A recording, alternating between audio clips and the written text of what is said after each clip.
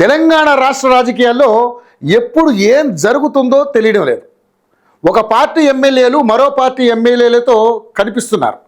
మొన్నటికి మొన్న కేంద్ర మంత్రి బండి సంజయ్ గంగులకు తమకు మధ్య ఎలాంటి విభేదాలు లేవని చెప్పారు.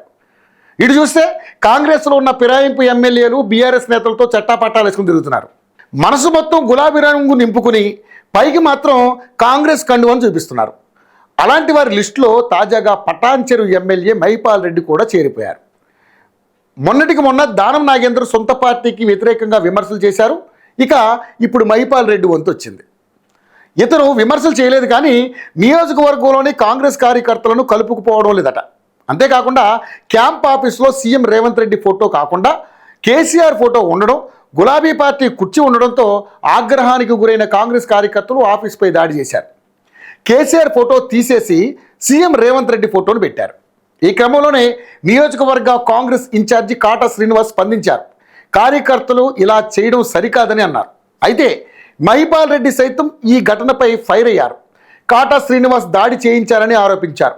అయితే మహిపాల్ రెడ్డి ముందు నుంచి బీఆర్ఎస్లోని కొనసాగాలని అనుకున్నారు, కానీ ఆయనపై మైనింగ్ అక్రమాలు అంటూ ఐటీ సోదాలు జరిగాయి.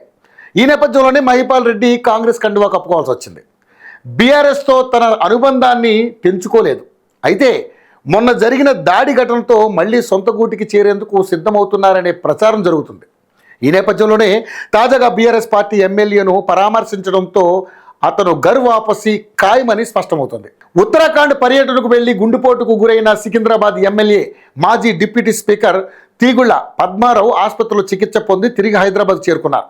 తన నివాసంలో విశ్రాంతి తీసుకుంటున్న పద్మారావును ఎమ్మెల్యే గూడి మహిపాల్ రెడ్డి పరామర్శించారు.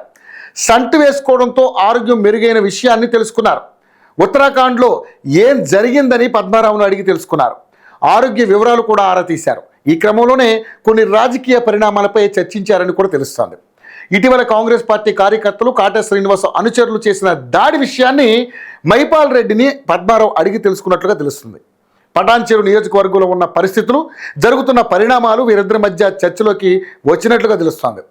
వీరిద్దరి కలయిక రాజకీయాల్లో హాట్ టాపిక్గా మారింది. ఇప్పటికే పార్టీ ఫిరాయించిన ఎమ్మెల్యేలు తిరిగి బీఆర్ఎస్ పార్టీలో చేరుతున్నట్లుగా ఖాయమనిపిస్తోంది. అయితే బీఆర్ఎస్ వర్కింగ్ ప్రెసిడెంట్ కేటీఆర్ మాత్రం ఫిరాయింపు ఎమ్మెల్యేలను తమ పార్టీలో చేర్చుకోమని తేల్చి చెప్పారు. మరి కారు పార్టీ కూడా కాదంటే మహిపాల్ రెడ్డి అడుగులు బీజేపీ వైపు పడతాయేమో చూద్దాం.